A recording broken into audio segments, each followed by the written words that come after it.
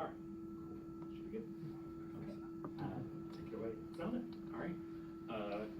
Hi everyone. I'm Xander Jenkins. I'm a third-year undergrad at Princeton, majoring in astrophysics, and I'll be graduating in 2025. I'm from Tampa Bay, Florida, and I actually am also getting a minor in medieval sciences and medieval studies. They had that. I'd take it. But yeah, and so this is my project, searching for high redshift protoclusters using ALMA, and my advisors were two professors here, Professor Steve Eagles and Matt Smith. So with this, the first thing you're probably thinking is, what is a protocluster? Well, so a galaxy cluster is just a group of galaxies that are gravitationally stable, so they're not, as a whole, the system is not collapsing or expanding. And protoclusters are just groups of galaxies that eventually will become stable. So they're currently collapsing into a cluster, but they aren't quite there just yet. So you may think, well, how do we, detect these things? And as you might guess, it's harder to detect a protocluster than just a regular galaxy cluster, because it's harder to show that something eventually will collapse rather than, oh, it's clearly collapsed, it's stable, everything. But there are a lot of methods to be able to detect protoclusters. A whole bunch of them here. You could look for inverse Compton scattering, you could look at Lyman alpha tomographic maps, look for X-rays, infrared, tons of different ways to look for protoclusters. The problem here is that all of these methods, and other ones too, they don't work well at high redshift. They either completely fail or just become less and less effective the higher you go, which is a big problem. So it's already harder to find protoclusters, even more difficult to find them at high redshift. So how do we actually find these things? Or why would we even want to study high redshift protoclusters? So most of the known protoclusters are around redshift 1.5 to 2, which is pretty low. Once you get past redshift 2, a lot of the methods really just start not working, and once you get past like 2 or 3, it gets really, really hard to find anything. So yeah, really hard to find, but why would we even do this if it's so much effort? There are a lot of good things about the galaxies in high redshift protoclusters. So the galaxies in protoclusters have the most massive dark matter halos at high redshift. They were the first galaxies at high redshift to make the transition from the regime of gas cooling dominated by cold streams to the regime of hot intracluster gas. And they also played a crucial role during the epoch of reionization. So there's a lot of benefits to looking at the galaxies in protoclusters at high redshift. But again, how do we find them? So that's kind of the big problem here. So what my professors did, so a while ago, Steve conducted a wide low-resolution survey using data from Herschel and found around 500,000 different candidates that might be protoclusters by looking for hot X-ray mini gas. Again, this method of looking in the X-rays doesn't work super precisely. It doesn't work nearly as well at high redshift, but it works well enough to get a general idea. And around redshift 4, so much higher than most of the protoclusters that we have found already. And out of these, and they looked for galaxies that were grouped but hadn't necessarily clustered yet. So out of these 500,000, they found one. So there was one possible group of galaxies that not even is a protocluster that might be a protocluster. So not great odds, and again, I don't know what the odds actually are because we only found one of them out of all these, but hey, we got one, that's all we need. They then asked ALMA to focus in on these 6 radio protoclusters, or these 6 radio galaxies that are in this group, to get high resolution data so that we can look at it and actually really investigate what's going on with these things. Because the survey before was just really wide, low resolution. We couldn't really make anything out other than that this could be a protocluster. So that's where I come in. So I looked through the ALMA data for each of the sources looking for carbon monoxide lines. There's a lot of galaxy dynamics and different things that are above me and I don't fully understand, but essentially given what we already know about these galaxies and the survey that we already conducted, if we see carbon monoxide lines here, then we know for a fact that's a telltale sign this is a protocluster, given what we already know about this. But of course, this is redshifted, and so we can't, if we see one spectral line, I have no idea what I'm looking at if I see a spectral line. So I have to find a pair of carbon monoxide lines to actually know that that's carbon monoxide, and that's what I'm looking at. So this is the different ALMA bands and the radio spectrum. These are the ALMA bands that the survey was conducted in. And given that we already know that it's around redshift 4, and that these are the bands that we're looking at, that's all the data we've got, that sort of narrows it down a little bit. So in terms of looking for pairs of lines, the only 2 good ones are CO3 to 4 and 4 to 5 emission lines. 2 to 3 and 5 to 6 wouldn't work, because if this this redshift, we wouldn't be able to see them. And if we did see one, we wouldn't know that it was a CO2 to 3 or a 5 to 6 because we wouldn't be able to find a pair. So that narrows it down, which is really nice. And because we know that these are the two lines that we're looking for, this also narrows down the redshift. So the redshift, we already knew it was around redshift 4, but it wasn't super precise. But now we know it's between redshift just above 4.0 and up to 4.4, which is nice that we've sort of narrowed things down a little bit. So how did I do this? Well, radio data can be very, very messy, so I had to do a lot of cleaning up to get it to be actually readable. So I had to continue subtract each spectra, so if there was any background, I had to remove that to actually be able to look at the change in it. Remove any harsh spikes, because if there was, let's say, a spike in the data that was for only a single channel and it was like 10 sigma or something, that's not accurate. So we're looking for, a broad line, not just a single spike. So I had to trim those down a little bit. And then I also had to convolve each spectra and make a convolution with a Gaussian to remove the noise and to be able to actually look at what's the overall path of the spectra. So I wrote an algorithm that did all of this stuff. Then I scanned for peaks in the convolved spectra and then looked back at the original spectra to see what was going on. And through this, basically what I'm looking for is I scanned and took all of the brightest CO4 to 5 lines, and then at the same position in the sky, same RA index, I look for a pair. So I look for a CO 3 to 4 line at the same position. And if I find that's dimmer than the first one, and if I find that pair, then I know we're good, and then I know the redshift, and I know we're looking at a protocluster. And the order is arbitrary. I could have started with 3 to 4 and then 4 to 5. I just chose to start with that one. So how'd it go? Well, results were good. 5 out of the 6 galaxies were confirmed to be in the protocluster. I found the pair of lines. I know the redshift. I know what I'm looking at, which is great. So just a warning, there's going to be a lot of stuff here, but I'm just going to show all of the spectra. So here's all the spectra. Starting at the top left, we got source 1, the 4 to 5 lines at around 112 gigahertz, the 3 to 4 lines at around 89, and that was the redshift at 4.13. And you can look at all these, closely if you want. There's all the data here. But basically, there's the actual spectra. The pink line is the convolved spectra, and then I have the 4 to 5 line and the 3 to 4 line. And so again, I identified a line, look at the peak. What I did was, for the 4 to 5 line, my threshold was about 4 sigma. Actually, the pixels aren't, I know it's hard to see on this screen. I was hoping it would be more clear to look at them. But basically, my threshold for the CO 4 to 5 was 4 sigma. So if it was 4 sigma above the mean, I looked at it, and then I was trying to find a CO 3 to 4 line that's not as bright. So my threshold, these lines were around 1.8 to 2 sigma above the mean. So I confirmed that these are the lines that I found, and it's also interesting because sources 1, 5, and 3 are at very similar redshifts, so they're all right at around 4.13, and then 4 and 6 are quite different. They're both at 4.2. So it's another interesting thing that 3 of them are grouped at one redshift and 2 of them are grouped at another, which is interesting. But one thing is missing here, and that's source 2. So source 2 is unfortunately still unconfirmed. I looked through over double the spectra of source 2, and up until this point my code had sort of automated everything, but at this last step I have to take the list that my code gives me and manually look through each one. So a lot of this was just manually visually identifying. I could just automate it. And I looked through over double the spectra for source 2 and found absolutely nothing. And so this is not conclusive. Again, it could still very much be part of the protocluster, but I spent way more time on source 2 than any other sources and didn't find anything.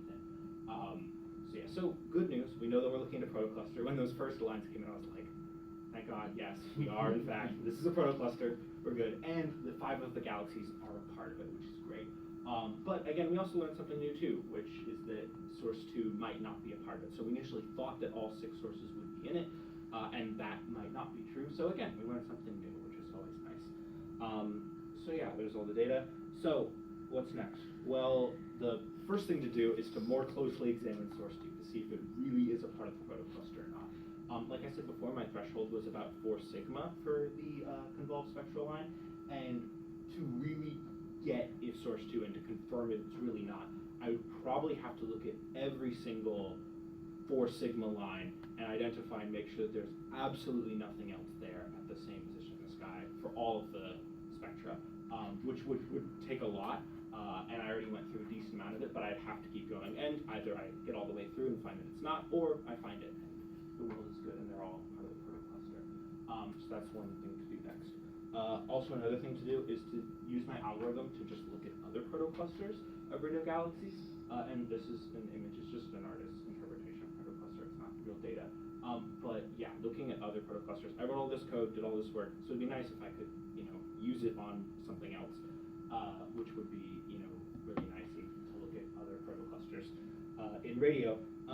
And also just do more radio work in general. I really like this project. I've done quite a few projects before. I've never done radio astronomy in like instrumentation, cosmology and fluid dynamics and all that stuff. And this is the first project that I actually really enjoyed. Like I really loved every part of it. And I really like, Jansky's per beam and all that stuff with radio. So I actually really enjoyed it. So I would like to do more work in the radio. I'm new to this. I've never done radio astronomy before and didn't know a lot about it. But I really enjoyed it. So I'll definitely be doing more work in the future in radio.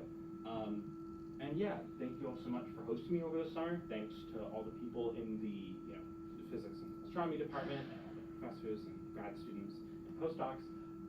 Thanks to Cardiff and Princeton for making this internship happen. And put this picture of go-karting because it's a picture of the most people in it that I was also in, even though not everybody's in it.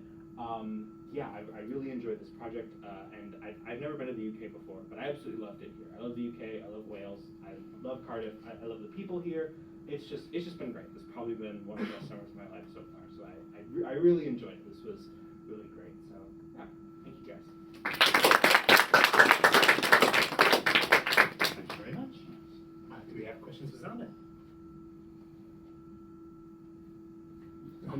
On the data you showed, Yes. So you find a CO4 to 5 at Yes. 4 sigma ish. Yeah.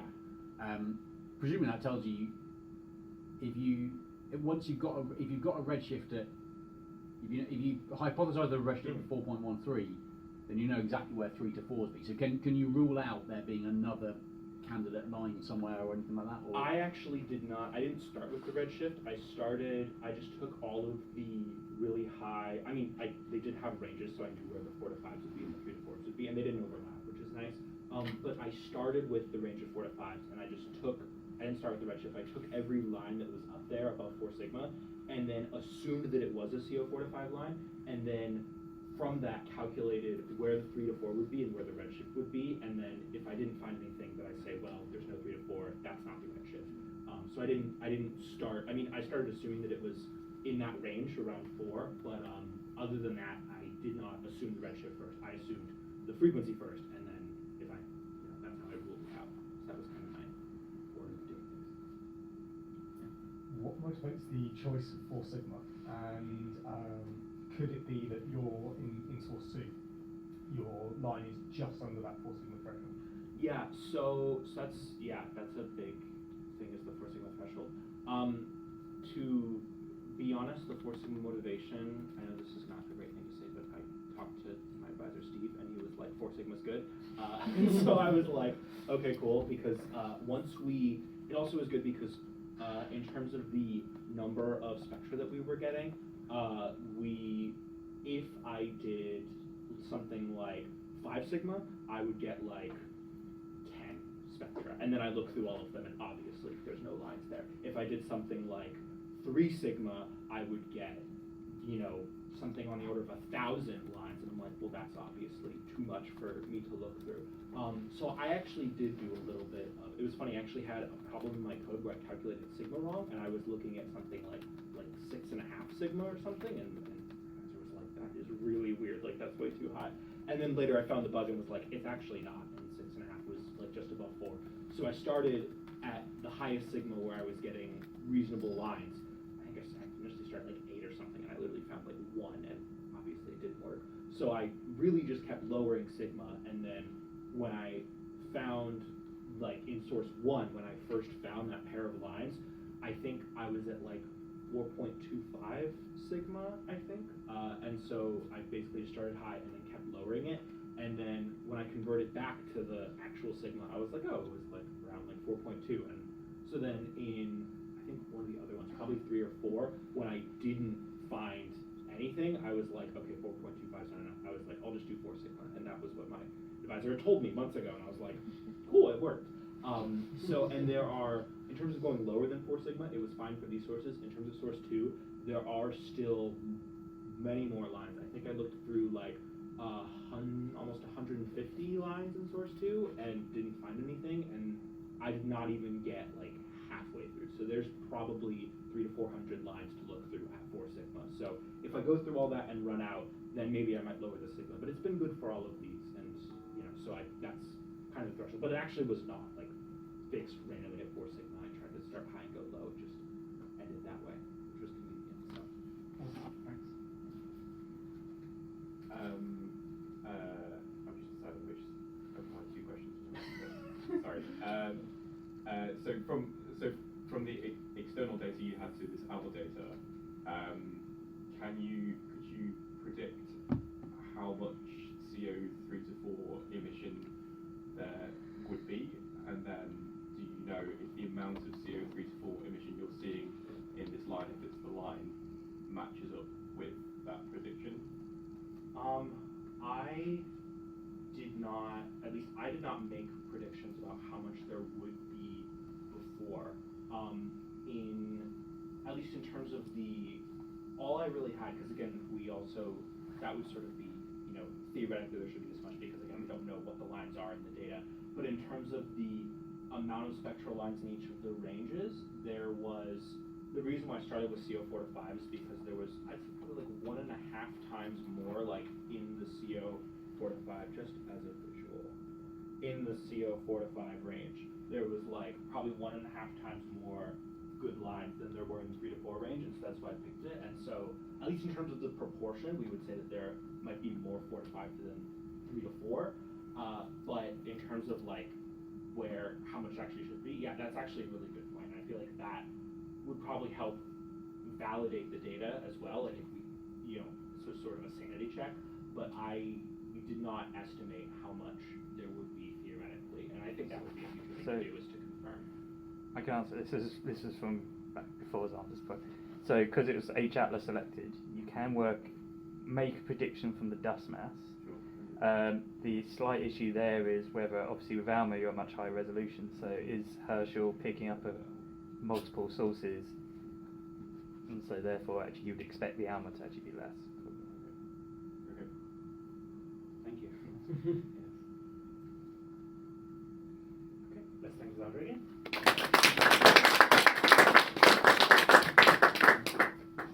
That's everything. Thanks so much to both of you for coming.